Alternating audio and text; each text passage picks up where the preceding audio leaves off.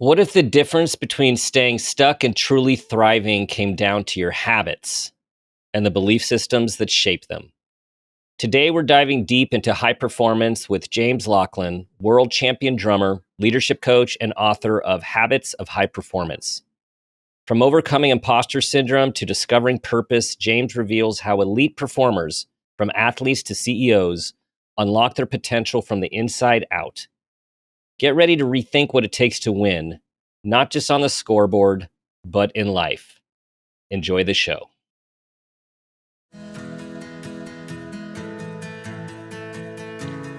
Welcome to Make It a Great One with Dr. Dan. I'm Dan Peters, psychologist and leadership coach.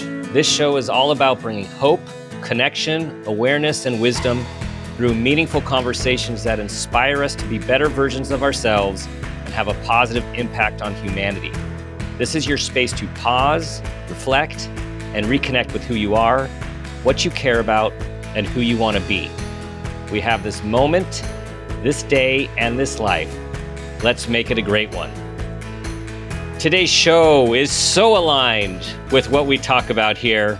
Today, I'm speaking with James Laughlin, a 7-time champion musician and global keynote speaker. He is a renowned strategist in high-performance leadership who helps businesses and teams make high performance their new normal.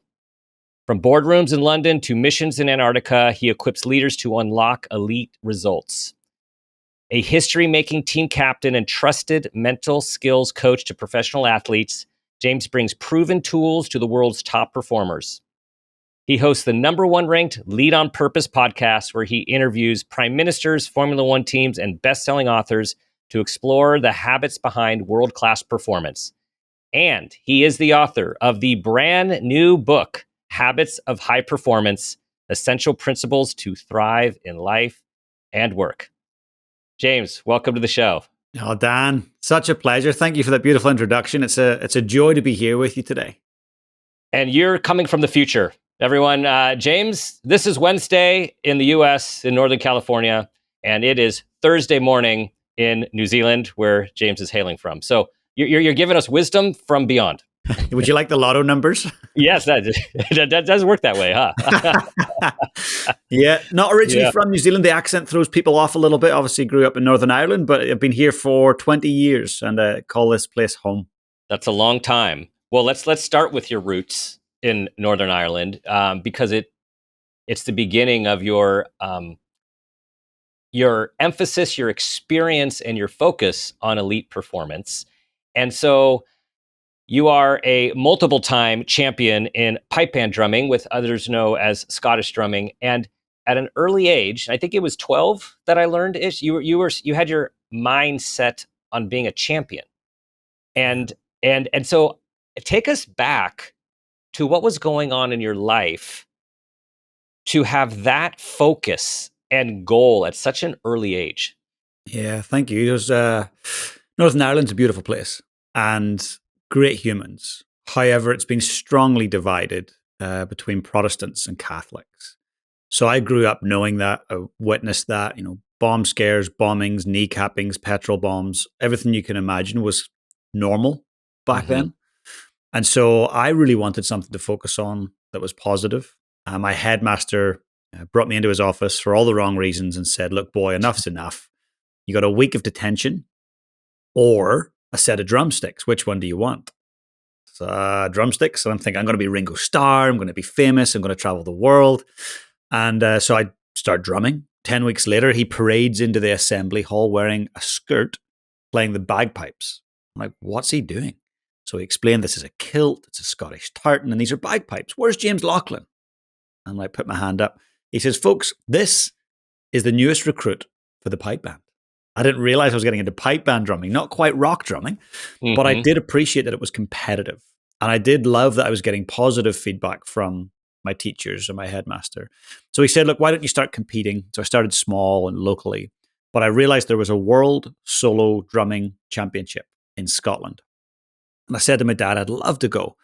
And I believed it was possible to win it. If I could just do the right things consistently over and over, I could win that. I had Tony Robbins in my ear from the age of about 11, listening to Performing Under Pressure.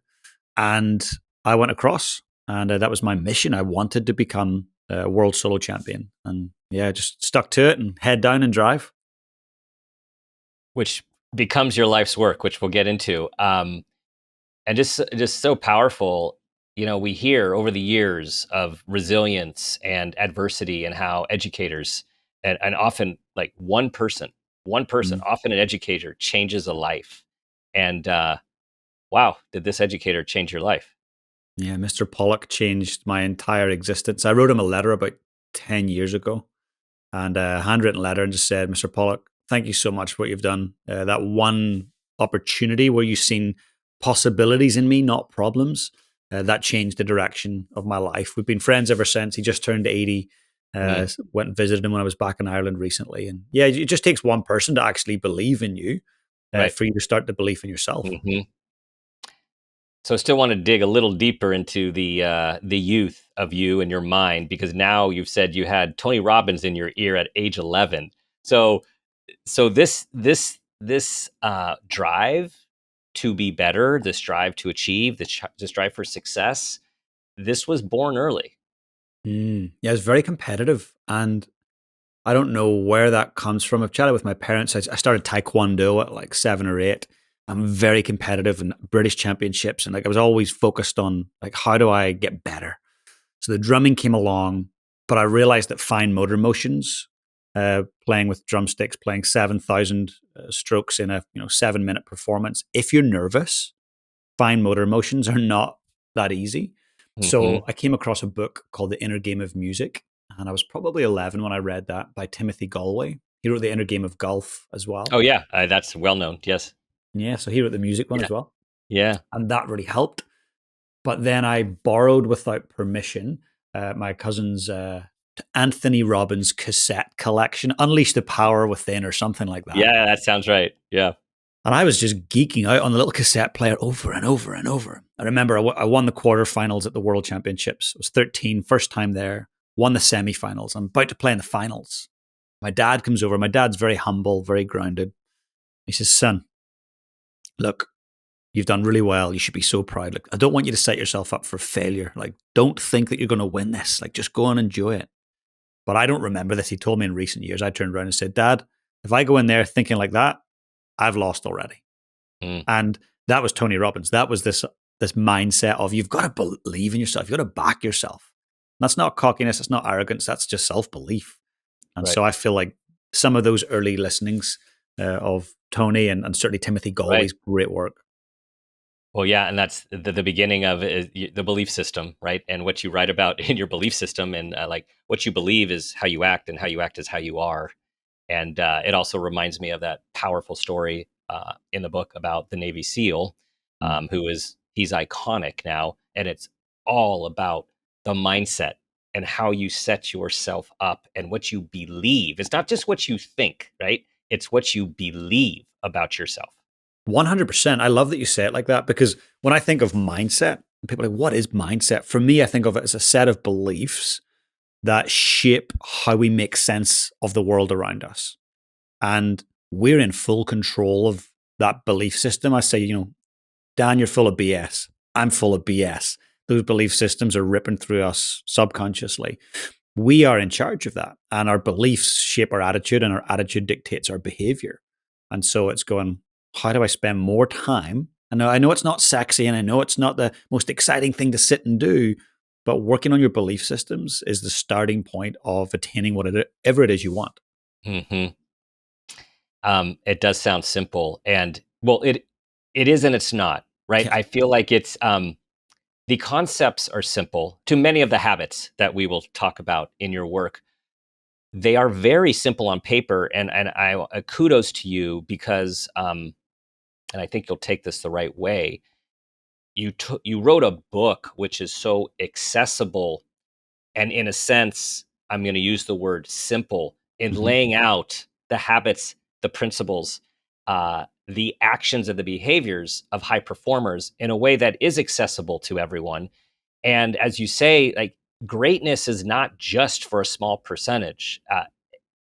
Virtually anyone can be great at whatever they set out to do by doing specific things methodically right? Like habitually. And I think that's where people get off, because it takes a lot to commit to something Mm.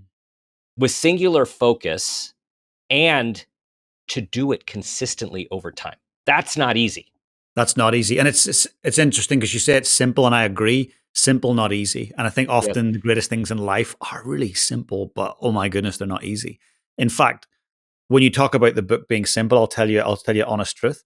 I'd wrote the first draft, sent it to HarperCollins, and they came back and they were like, whoa, whoa, whoa. Like, what's with all the big words? What's with all the complexity, the sophistication? When you communicate, James, you're such a simple, direct communicator. Why, when you've wrote this book, have you gone all complex? And I was like, oh goodness. So almost a rewrite in Hmm. terms of grammar and approach and distilling. I found that so difficult to distill things to the point where the reader knows exactly what they need to do, and it's backed by neuroscience, peer-reviewed studies. Like, that's so difficult to do in a Hmm. simple way, and that took me so long. The book took a lot longer than I thought it would. How long did it take? Oh, so I started January 1st, 2024. I thought I'd be done by mid-Feb, done. Draft to be back end of March. Yeah. Goodness. It was like Yeah. just 6 months ago now that we were kind of getting to the point where, like, yeah, this looks like we could possibly, get on the Yeah. first pages from here.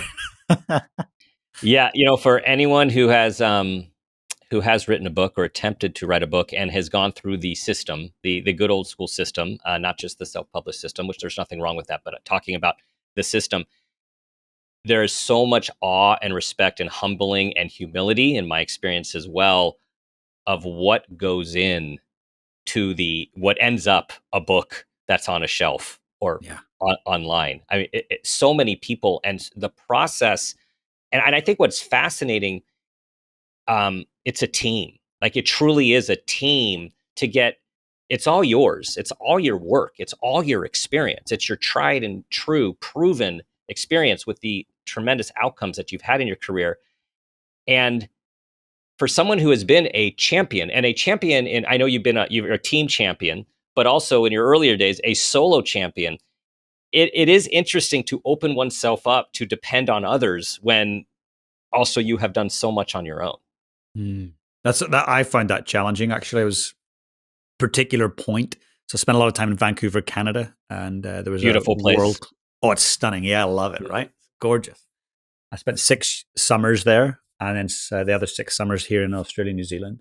And it was with a world class pipe band, and I was part of the team, so I learned how can I thrive within a team setting.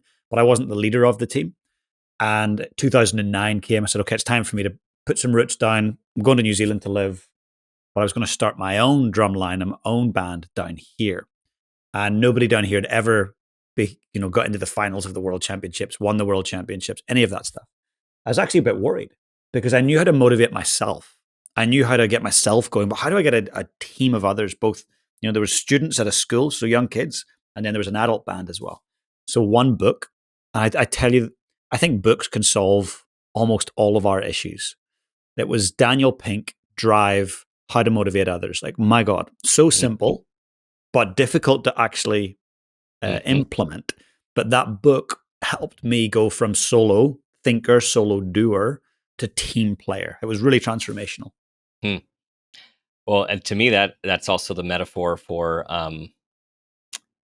independent champion to leading teams, right? You talked about something that I really resonated with, is the imposter syndrome, right? So here you are, a world champion now, not only an individual and not only in teams, and then coaching teams, like your team, you're on the team, you're coaching teams, and then you're going to pivot to become a high performance coach. So Mm. you've done it, but then you have the imposter syndrome. And what I really related with personally is having been a psychologist for over 25 years, and when I formally stepped into the executive leadership coaching world, after I've done it informally but still called myself a psychologist, where my comfort zone, I felt tremendous imposter syndrome as well. Like, who am I? Who am I to coach? And all my closest circles and my coaches and guides are like, this is just what you do with a different lens. You've been doing this for over 2 decades. You've been doing it with the same people who are, but there's this feeling that we get. So just tell us about this. It's a really common phenomenon, right? This imposter syndrome, especially for people who are high achievers and high performers? Absolutely. High performers and high achievers set themselves really high standards, and often they're reaching for perfection. And often when someone says, "Look, I'm a perfectionist," and Hmm. I'm coaching them, I'll turn around and say, "Oh, well, you've got no standards then." And they go, "Excuse me?" It's like, well, if we go into a beautiful palace or a beautiful room, and I go in and go, "This is perfect. Every part of this is perfect." You might go, "Well, I was in Spain last month and I seen a different one. This is really good, but it's not perfect." None of us can agree on perfection. None of us can agree on one thing that's perfect. We'll all have different views. We can all agree that it's great, that it's outstanding, that it's impressive. So I think high performers set this idea of it's got to be perfect. I can't launch the thing until it's perfect. I can't jump from this career to that until I'm perfectly ready and perfectly qualified and the perfect personal brand. This idea of imposter syndrome, I would say 95+% of people have imposter syndrome. And it's a gift if Mm. we know how to embrace it and manage it. Left to its own devices, it's debilitating. So I was sitting down maybe 3-4 years ago with the Prime Minister of New Zealand and interviewing, had an audience in front of me. And at the end of the interview, he turns over and he goes, when everyone had left, "Was I okay? Is that what you wanted? Do you think they enjoyed it?" And I thought, this is amazing.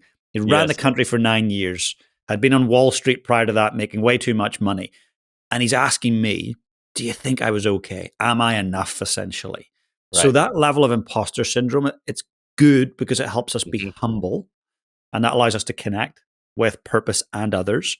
But imposter syndrome left out of control means we tend to not take risks. We don't jump like Hmm. yourself from psychologist to executive leadership coach. That's just something we don't do. So I think Right. understanding it and embracing it and then jumping in and doing the courageous thing anyway. That's what we got to do.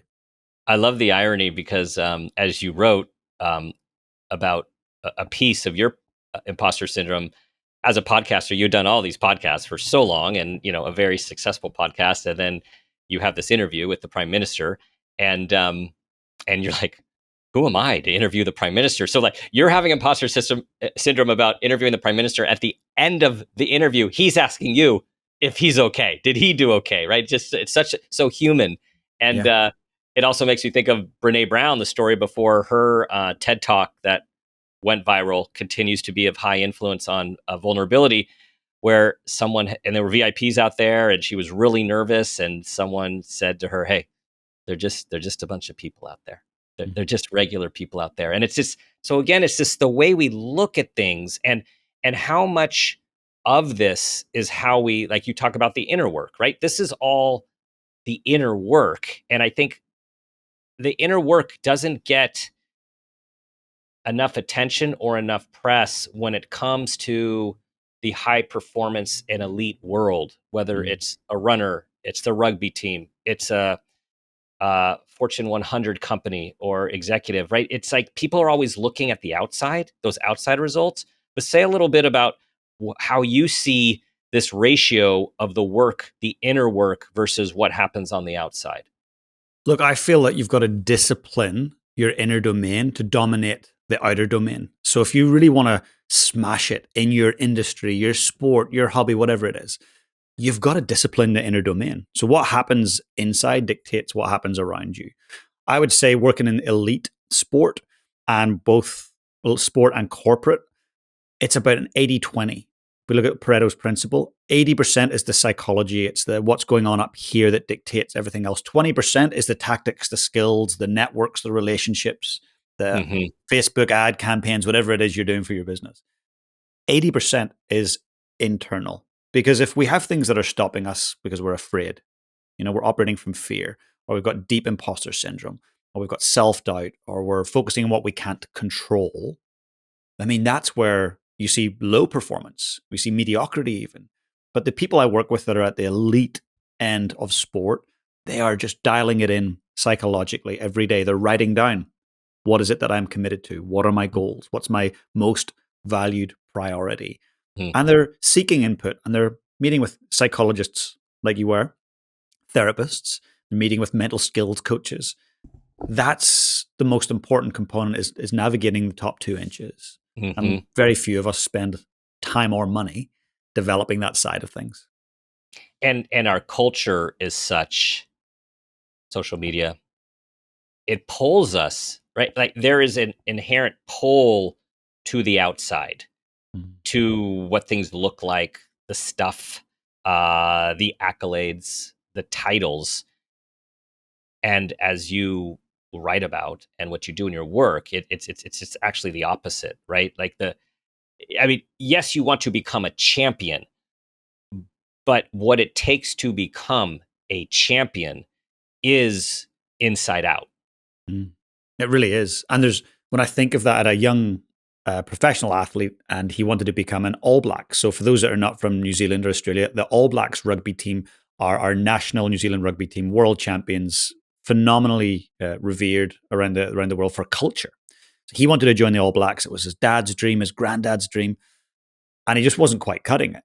I said, "What do you want? What do you really want?" And he started with, "I said, great. I'll see you next week." He said, "James, we're like 30 seconds into a session. I'm paying you for this." It's like, "Trust me, I'll see you next week. Come back and let me know what you really want." So he went off. I didn't know if he was going to return. And he did come back, thankfully. I says, "What do you really want?" "I want to become an All Black." I said, "Great, you know what you want. How badly do you want it?" "Oh, more than anything. More than anything in my entire life." "Awesome. Last question. How much are you willing to suffer to get there?" He says, "What? Suffer? Like, that's a terrible word." It's like, "Yeah, but let's call it sacrifice instead of suffer. If you don't like the word suffer, sacrifice. How much are you willing to sacrifice to get the big thing, to become the world's best?" And so we spent quite a bit of time.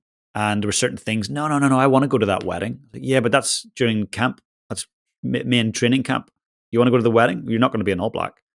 "Oh God, no, I'm not going to go to the wedding." Okay, most of us don't know what we want, radically clear on what we want. Most of us don't want them things bad enough, and we're certainly not willing to suffer too much. And when you Mm-hmm. see people who are great, they suffer a lot to get that greatness. It doesn't come Mm-hmm. easy. No, no, it does not. I have so many things, directions to go with this. One memory though, I'm going back to. I was a competitive tennis player, and when I looked back, it like was my life, and I wanted to be a professional tennis player. You know, that kid thing, and I gave much of my time to that. However, I ended up going to high school with a tennis player who ended up becoming number one in the world. And I ended up playing against a tennis player who was the youngest player to ever win the French Open and maybe the major. Who are these people? So Pete Sampras and Michael Chang. My God. And so now and as I was reading your book and as I'm thinking talking to you, I was thinking about and how my tennis career ended. I chose to end it in college. Um, Vastly different life experiences. So my experience of Pete, who's a year younger, I mean, his life was tennis. So when I say my life was tennis, it was like I was all in, but I was also doing leadership. I was also very social. Um, I played other sports until I did quit for tennis. But it was my mind was in many different things, even though I spent a good portion of my time and my thinking on tennis. Pete went to school half time. He was always in training. By the end of the year we were, of course, my senior year, when I was captain, we were going to win it all. And that's when his coaches didn't let him play with us anymore because he was focused on going pro, Yeah. which was devastating to me because of what I wanted. But when you look back, it was all tennis. This is one of the places I wanted to go. When you talk about the sacrifice, the pain, the suffering, there are costs and benefits Mm. to peak performance. So, and I'm going to add to this and then let you go.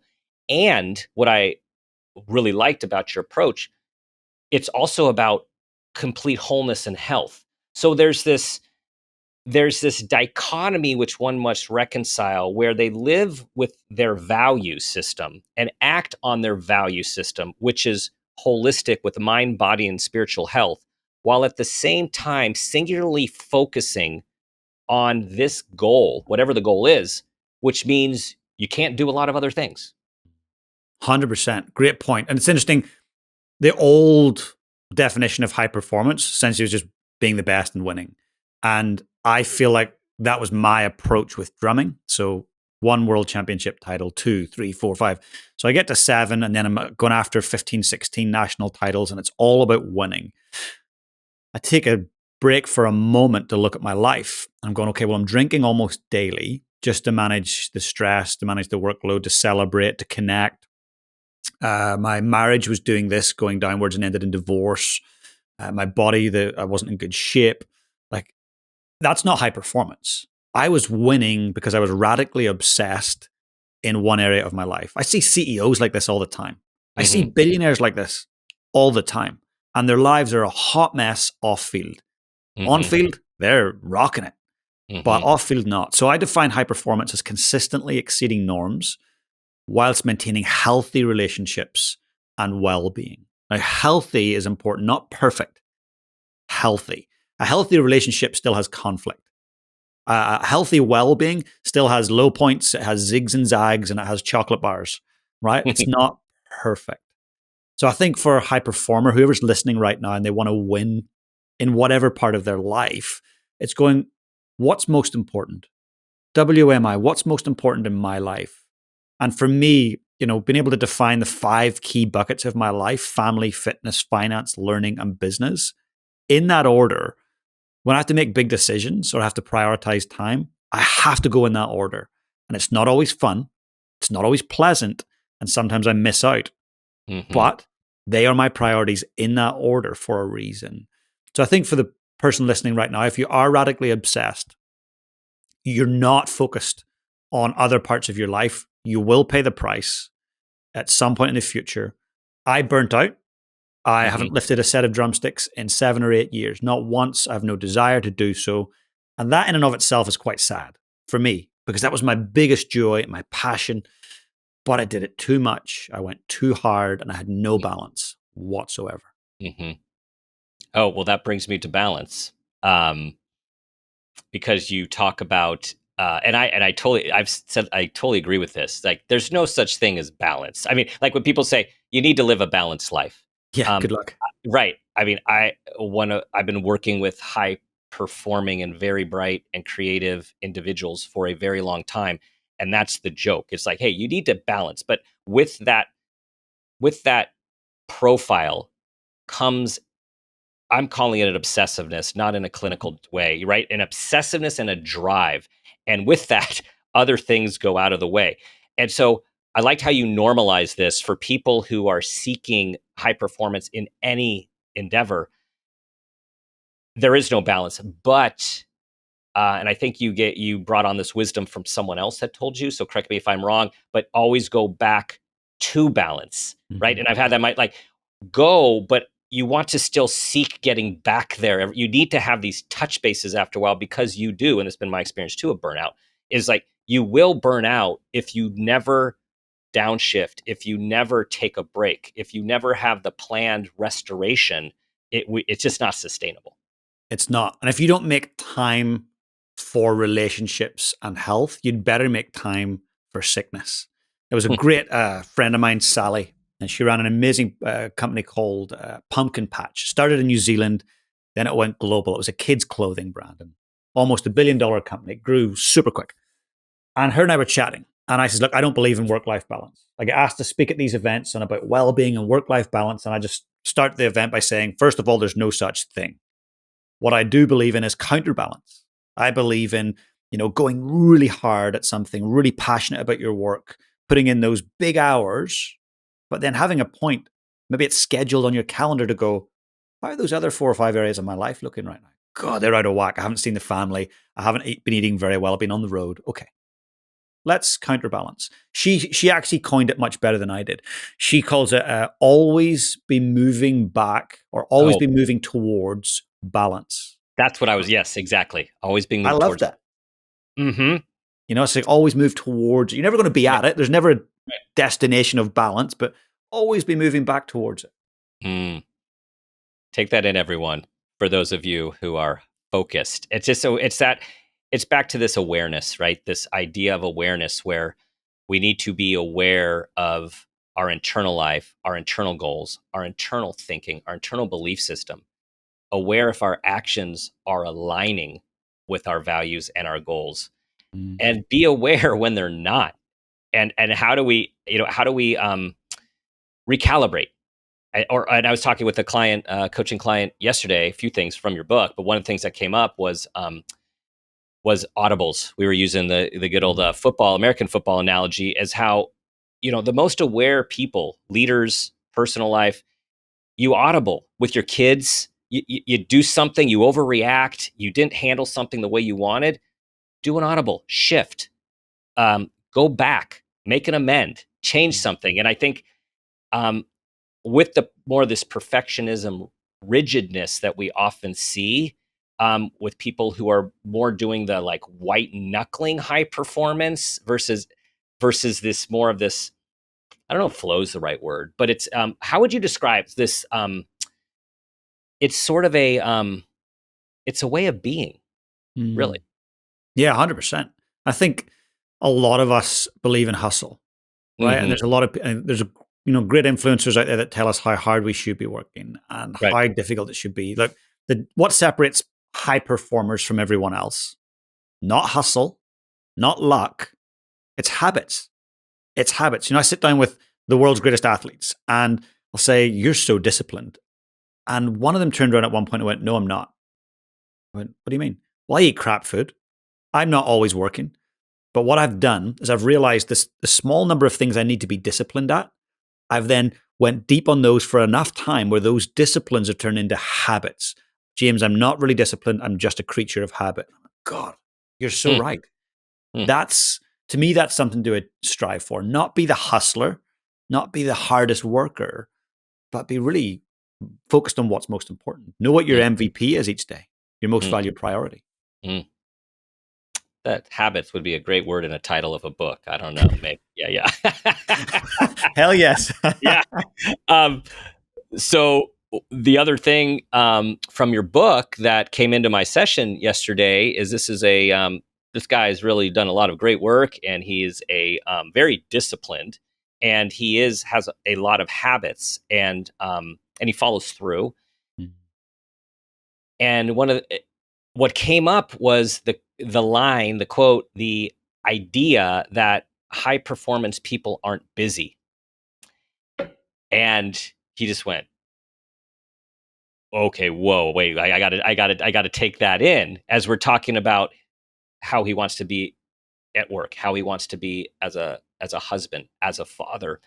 And then the realization that he cannot be who he wants to be at work, who he wants to be at home, if he is busy all of the time.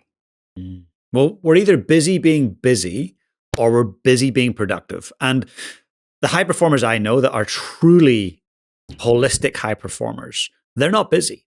And people go, "James, but when you ask somebody that's doing really well, like, how's your week?" They'll go, "Busy." I went, well, I would actually go a bit deeper with them and you'll realize maybe they're not performing as well as they would like to be. So I had a client say to me, "James, I'm not getting the results I want." He's in the financial services industry. And I was like, what's the problem? He says, "Well, clearly I'm just so busy. You know me. I just don't have the time." I was like, "Great, give me your phone." He said, "What?" I said, "Give me your phone." So he gives me the phone. I said, "Okay, screen time." So, okay, so screen time shows me where you've been spending your time on your phone this past week. So 8 hours, 51 minutes on Facebook. Interesting. How many clients did you get off Facebook ever? He went, "Well, none." I was like, "Okay. TikTok, 6 hours and 33 minutes this Oh, week. How many clients?" None. And then there was another one that was about 4 or 5 hours. I said, "Okay, you've got way over a day, almost 2 days worth of work time spent on social media scrolling. You don't have a busy problem. You have a priority problem. What are your priorities? Let's label them. Let's do a time audit. Let's get clear on what's most important in your life." I think we're all guilty of that. I mean, every one of us, we can say we're busy, but actually we fritter time away without knowing it. hmm. And time is the commodity, right? In our life, difficult for us all to think about that. I read about this concept, Diary of the CEO, um, talked about the amount of time, minutes, hours that an average human has, and how he thinks about it and backs it out about how much time of that will be sleeping if he's being healthy, which I know sleep is a huge part of your plan. how much time he will be exercising, how much time he will be working, how much time he will have for leisure, for family. And when you really distill it, our greatest commodity is that time. And humans do not like to think about this, but the lack of time we have on Earth in this body, in this form with these people. Life is not a dress rehearsal, right? No, no, but we have this really interesting, seemingly pre programmed way of looking at life as if it's going to be here forever. Mm. And asking the hard questions, which you do in the work and which you ask others to do in the book, is essential to leaning into really, we're moving towards purpose here, like really thinking about being purposeful, living a purposeful life, and doing purposeful work. Purpose is everything. I mean, I've spent a long time thinking about purpose. And, we've all had our own upbringings, and some better, some worse, some more challenging, some less. But often things happen in your childhood where you're like, God, I want to do something that actually matters. I want to do work that matters.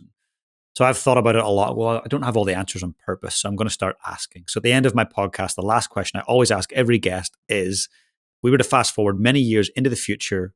You knew it was your very last day here on Earth.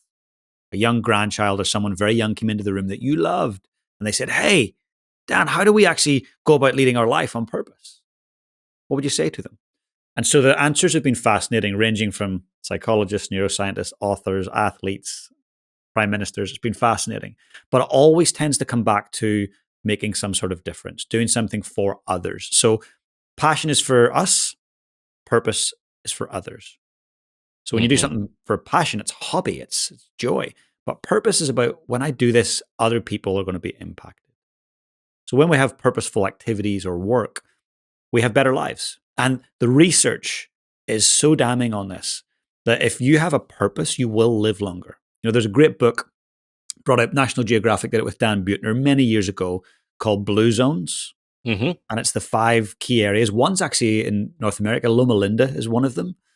Costa Rica, Greece, Ikaria, I think it is, Okinawa, Japan. So these 5 areas where people are living into centenarianhood. So they're over 100, but they're walking up hills. They're making their food. They're laughing and thinking cognitively like you and I are right now at this age. One of the key things was purpose.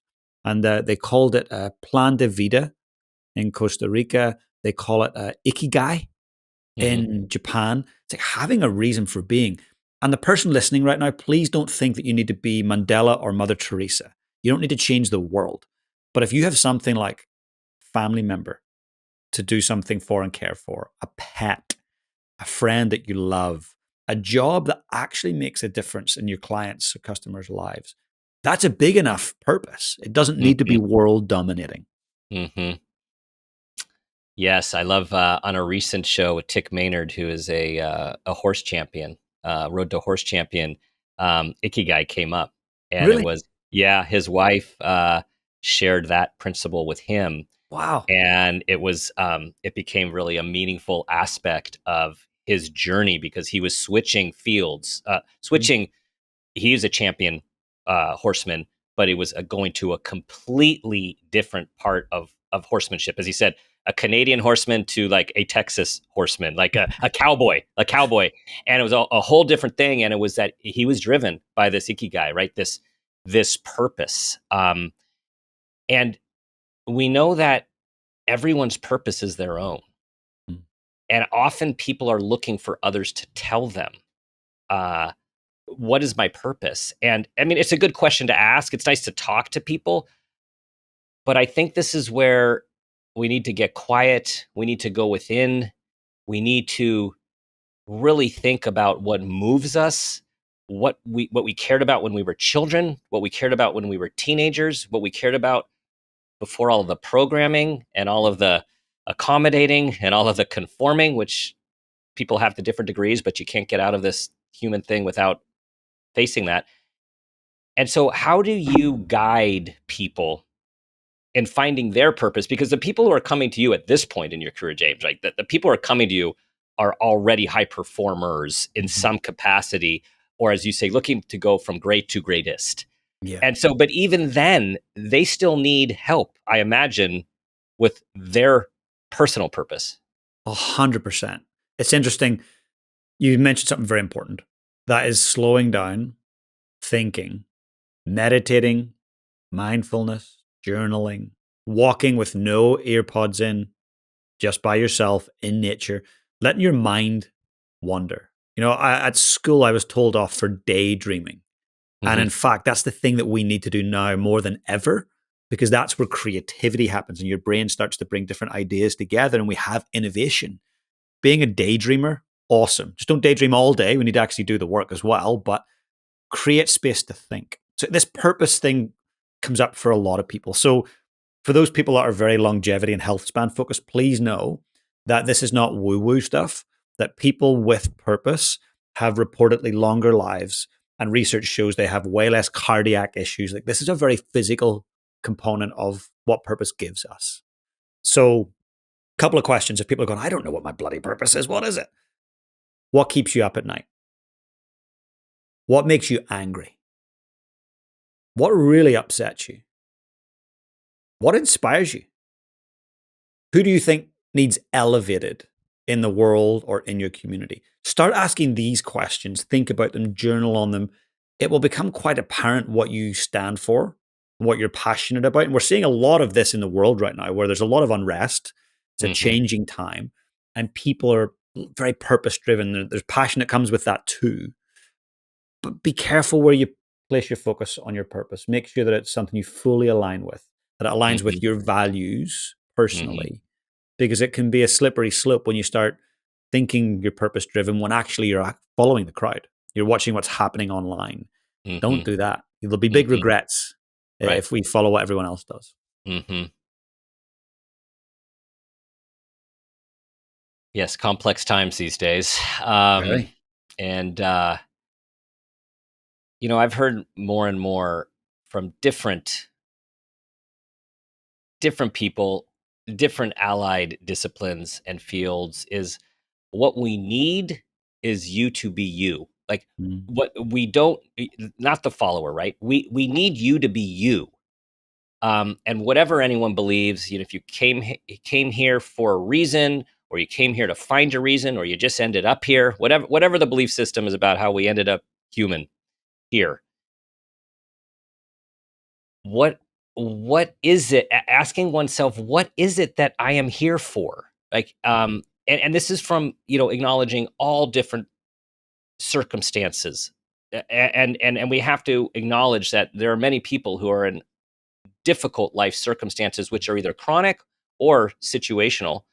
And that can get us off. And there are times that we need to we are in survival mode. There's no doubt that we are in survival mode. The hope is that we go from survival mode to get to a place where we can think about how we want to spend our lives, what we really care about, how we want to make a difference, how we want to make an impact, and how we choose to live this life we're given. And it is a choice, right? Growth or decay is often a choice. Viktor Frankl, Man's Search for Meaning, Yes. you read that, that's a choice. Like, he was in Auschwitz facing the Mhm. ugliest of ugly, yet chose to focus on what was possible. Eddie Jaku, who wrote a book called The Happiest Man on Earth, Mm. beautiful, again, from Auschwitz. Then he decided once he got out of that, even though all of his family were killed, he would smile every single day of his life and be grateful for his life. So I think that we need to participate in our own rescue. If there are acute disasters, often that's pretty difficult. You just want to survive, as you say. But Mhm. there's a lot of malaise. There's a lot of people that have actually a pretty good life and have food on the table and a job and a roof over their head and some family around, yet they're miserable. Mhm. It's a choice to seek joy. Mm. It's a choice to seek what's possible rather than what the problem is. And we've got to engage in that. How to fight the yeah buts, yeah but, and I find this a lot with people that I've worked with when we are visioning. And I know if I'm your client, you'll tell me just to go away, think about it, and I'll have to come back the next session. But for everyone else, what what's that, yeah, but it's like these limitations that people put on themselves because they've been given to them or they've experienced these different sort of family lineage belief systems or geographic, cultural, to open it up, to open up the possibilities, like the endless possibilities that we all have. Mm. Look, I think it's a choice. Be a possibilitarian. Be someone who looks through the lens of seeing problems and goes, what's possible? Our self talk is the seed of self loathing or self mastery. And what we say over and over, either out loud or internally, has a massive impact on us. So, yeah, but why don't you just change that to yes and? Mm-hmm. Because that's a totally different direction. You Mm-hmm. know, the economy sucks right now. Mm-hmm. Yes, and this is how I can take advantage of that. This is how I can double down. This is how I can add value. Yeah, but the economy sucks right now. Yeah, but what's the point? You could be a great executive leadership coach. You've been a psychologist. Yeah, but like, how would people buy? If you had been a yeah, but like the world would have missed out on this. So at some point you would have went, yes, and I can bring a whole new unique perspective. Mm-hmm. There's very few psychologists who are executive leadership coaches. This is so unique. That's a choice. And I think we have to train ourselves to go yes and, yes and, Mm-hmm. yes and I could do this, yes and I could do that. That's how a possibilitarian operates. Like what's possible? A possibilitarian. I had not heard that term. Is that, did you just come up with that? I read it in a book maybe like 13, 14 years ago, and someone had wrote it in a novel, and I was like, You're I bringing it love that. back. Yeah, I Yeah, so I've love been that. for the last 4 or 5 years on stages, I talk about please The be a pos- possibilitarian. I love that. Okay, I will, when I speak it, of course, I will say it came from you and everyone. Be a possibilitarian. Okay, I like that. Um, so fear. Um, well, there's fear and there's anxiety and there's self doubt, right? We have this whole continuum: self doubt, continuum, anxiety, fear. Um, what do you say about that? Fear is an interesting thing. So there's obviously the acute fear, like I'm about to be attacked. There's a wild animal. That's real. Run, hide, do what you got to do. But often we're hiding from fears that have been there from birth, from young age, that have been instilled in us, that school systems have told us you can't do that. So there's an acronym: false evidence appearing real. Mm-hmm. So we start to tell ourselves the fear is real. If I get on that stage and I speak, people will laugh. Now, there's a study done around like 90% of the people in this study, they would rather receive a physical like pinprick or pain Yeah, than go on stage and be humiliated. yeah. What? Like that's mental. They'd rather be Mm-hmm. hurt than Mm-hmm. standing on stage and saying something silly. We create this perception of fear. The only way I think I was afraid of swimming, Mm-hmm. afraid of water, deathly afraid of it. I was 30 years of age. I just had my first child and thought, I can't be the dad with his 2 or 3 year old who can't swim. Like, at least get the basics.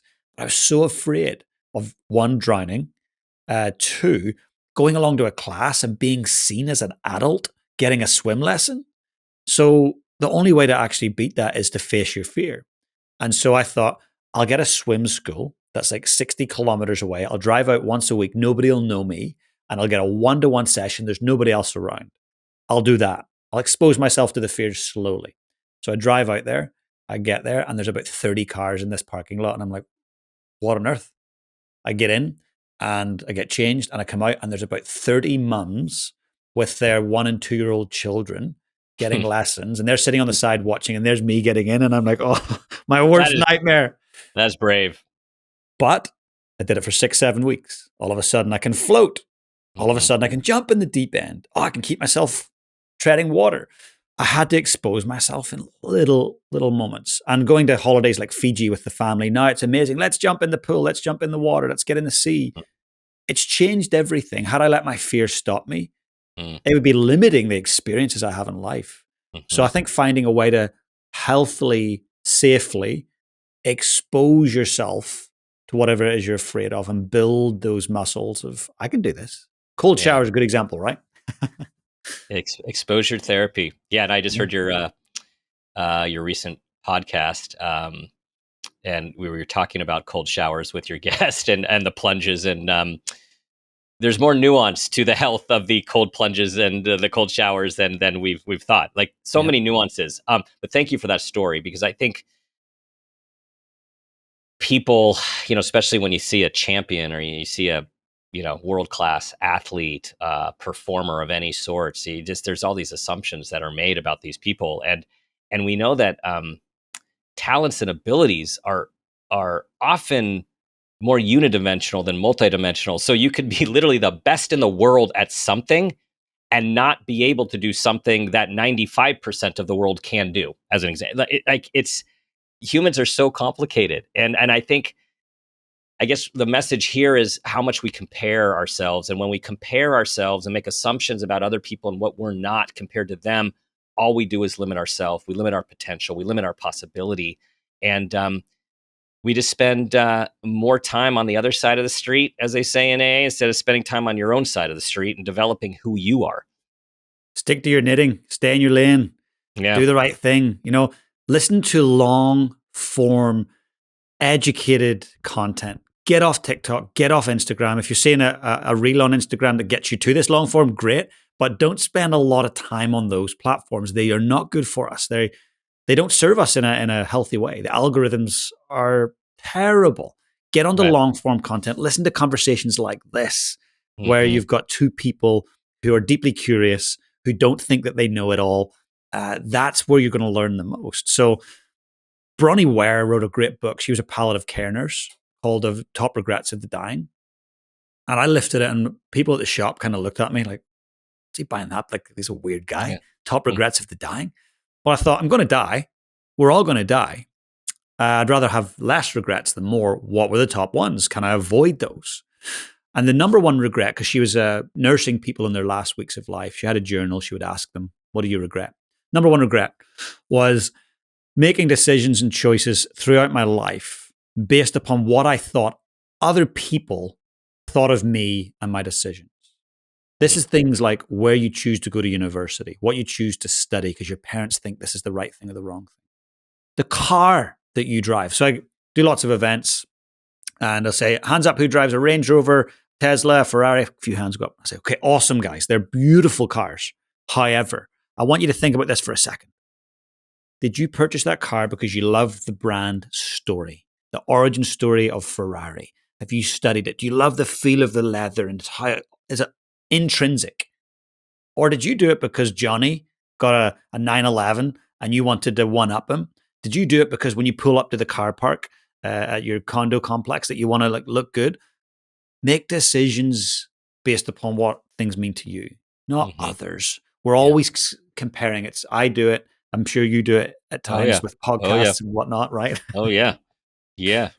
I'm trying to not compare myself to you, James. Come on. Like number one podcast, you're the number one podcast. Come on. Yeah, it's human. It's human. And what I've learned to do is be aware that I'm doing it on whatever I'm comparing myself to, on whomever for whatever, and pull myself back to myself and That's pull beautiful. myself and just know like this is human.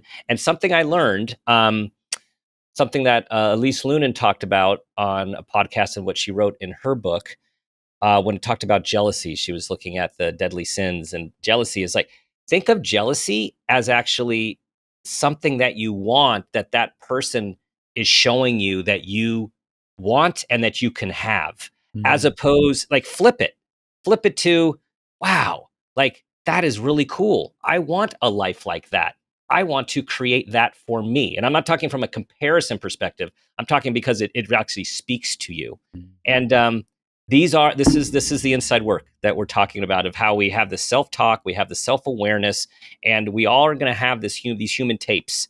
But the more we can practice, the more we create these habits of thought, habits of thinking, habits of behavior, we can act in alignment with our values, our beliefs, and ultimately our behavior to have the outcomes that we are seeking.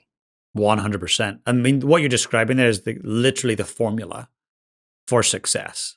And your success versus my success, we're going to look at life differently. We'll have different definitions, as will every single listener. But that right there is how they achieve it. And again, I'll remind them, it's not hustle. And it's Mm-hmm. not luck, it's habits. If Mm-hmm. you master your habits, you will master your life. Mm-hmm. So, James, you're at the end of your life, and someone you love who's young comes into the room and says, James, how do I lead a purposeful life? You've thrown it right back at me. Thanks, Dan. Well, actually, it was my last question right here, and then you threw it out earlier, but I'm like, I'm still going there. Still going there. I love it. So for me, focus on WMI. Focus on what's most important to you, not to your mum, dad, sibling, partner, or kids, to you. Figure out what WMI is. Most of us are focused on the wrong WMI. What's most imminent? The Mm, text that comes in, the email inbox that's full, the phone call that you've just got to take. That's a recipe for a really overwhelming experience. So focus on the right WMI. Get clear. Write those things down. For me, I know my 5 areas that are most important to me. I feel everyone should be clear on that. So get clear on what you want. Know how badly you want it, and be willing to say, this is what I'm willing to sacrifice. This is how much I'm willing to suffer to achieve the life that I want. mm, beautiful. So we, the Make It a Great One community, are here to help you with your next ascendance to #1 best-selling book. I know this is a goal for you, not for egoic purposes, but because the more we can get this book out here, the more places the book will be, the more people can benefit from the formula. And when I say the formula, it sounds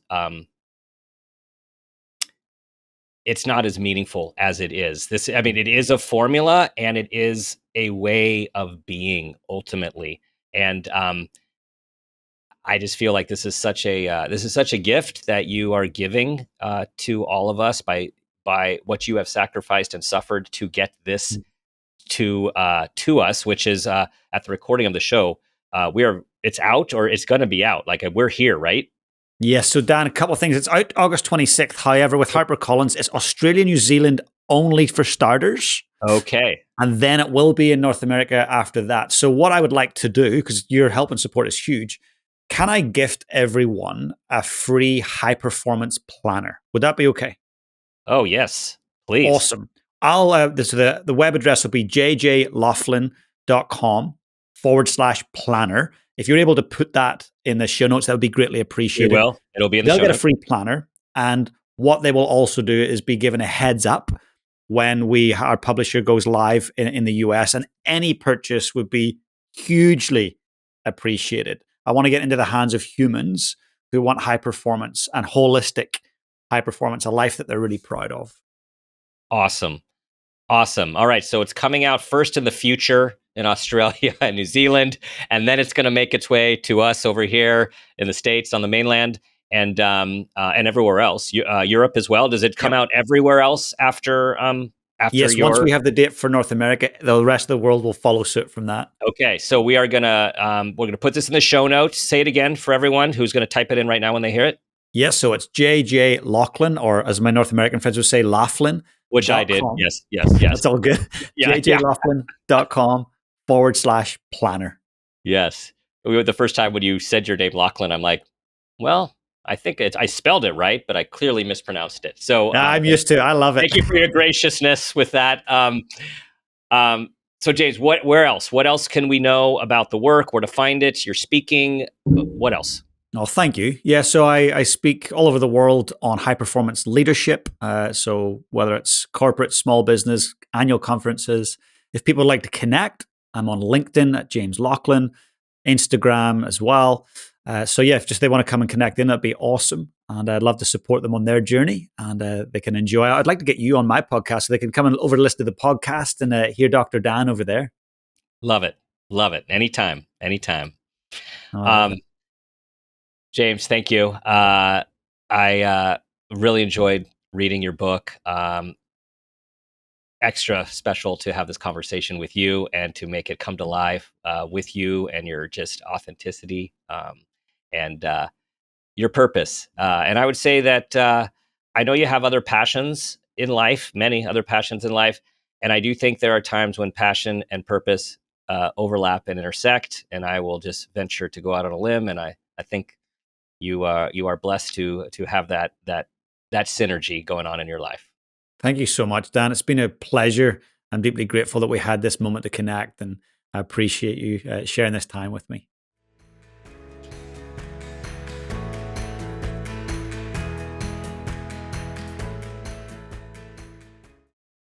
James has this humility about him where his knowledge and wisdom just comes out in a way that is so absorbable and inspiring and just makes you want to put these things into practice and become your best self. Here are 5 key takeaways from this show. Number 1, belief systems drive everything. The stories we tell ourselves shape our attitudes, behaviors, and ultimately our outcomes. So be purposeful about what story you choose. Number 2, high performance is holistic. True success means exceeding norms while maintaining relationships and well-being, not winning at the cost of your health. Number 3, imposter syndrome is normal and even useful. Almost everyone feels it, but when it's embraced, it can keep us humbled and connected. Number 4, balance isn't real, but counterbalance is. Obsession drives performance, but we must always seek to return to health, family, and values to avoid ultimate burnout. And number 5, habits, not hustle, create lasting success. Elite performers focus on a few priorities daily until discipline becomes second nature and habit. All right, everyone. I know you're thinking a lot. You're thinking about a lot of things right now. You're thinking about, what do you care about? How do you want to spend your life? What do you want to be doing? What are you willing to sacrifice? What are your values? How aligned are what your values are with what you're doing, with what you're thinking? What's your belief system? There's so much good stuff here and so much possibility. And we are all going to be possibilitarians. Unite, everyone. Please share this with everyone that you think will benefit, which will be just about everyone you know. And thank you for being a part of this amazing community, for your 5-star reviews, for your subscriptions, and bringing everyone you know to us. It's growing. It's an amazing group of people. And as always, I'll leave you with this thing to think about. We've got this moment, this day, and this life. Let's make it a great one. This has been a Peters and Rossi production. Make It a Great One with Dr. Dan is produced by Laura Rossi. Our engineer is Phil Rossi. Theme music is Uplifting Folk by Awesome Music. Artwork by Kelly Dwyer. Follow us on social media at Dr. Dan Peters. For more information, visit drdanpeters.com.